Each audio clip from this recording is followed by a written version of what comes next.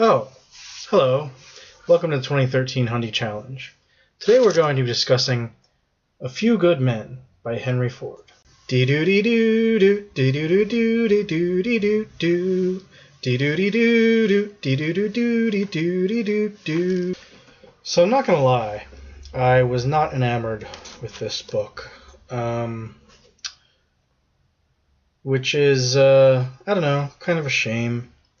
Because, I've heard that Maddox Ford is good. Maybe this just wasn't the right book for me.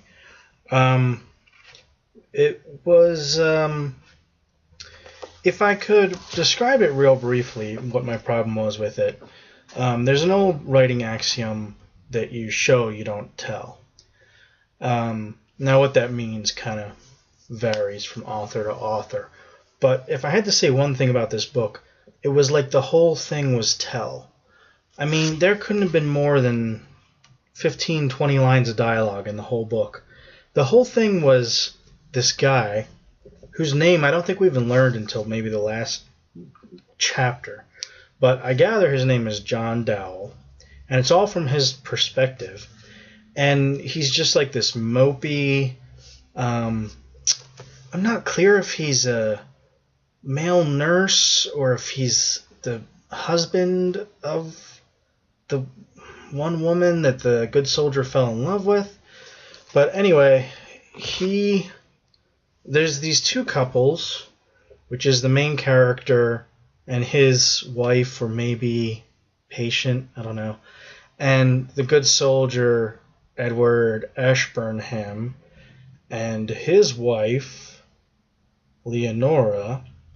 And they meet at a bath, like a sanitarium, like back in the day when you didn't really much know what to do in terms of medicine. You would tell people, like, go take baths and go to a nice place in Europe where they have lots of baths, like if you were the idle wealthy. So they meet up in this place, kind of treating their wives or whatever for heart problems. And it turns out that the good soldier is having an affair with the other guy's wife or whatever she was, and he has lots of affairs.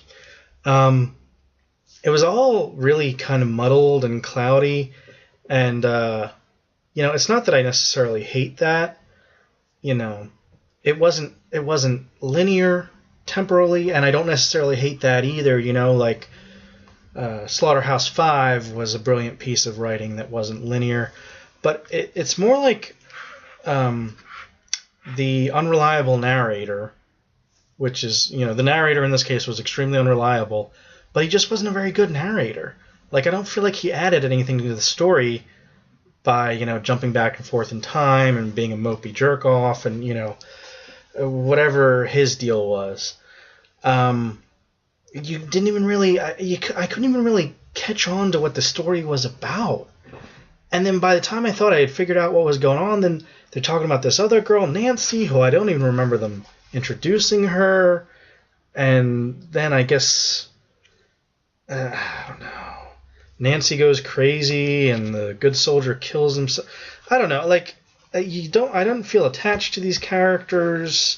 I didn't care what happened to them, frankly. It was just not a very good book. I feel bad saying it. I mean, it must have been on this list for some reason. Maybe it was really, influential, or maybe it was really, like, groundbreaking. I mean, I can see how it will be groundbreaking.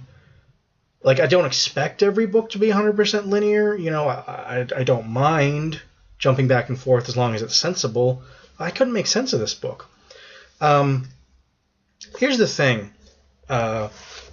I'll just kind of try and close out on this. I know you guys don't really necessarily care about my reading habits, but I've been intrigued doing this process to learn what my reading habits are, and why some, 600-page books only take me 3 or 4 days, and some 150-page books take me 3 or 4 days.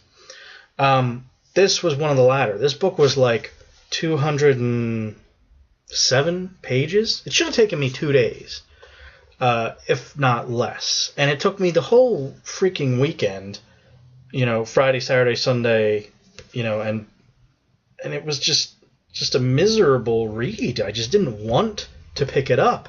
And then there are other books that, even though they're long and they're dense and they're hard, you want to pick them up. You want to find out what happens because there's a story and it's intriguing and you're entranced.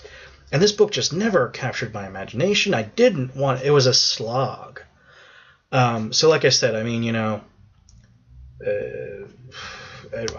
I did not care for it. Didn't like it at all.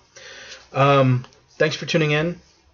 Next time we will be talking about The Heart of the Matter by Graham Greene.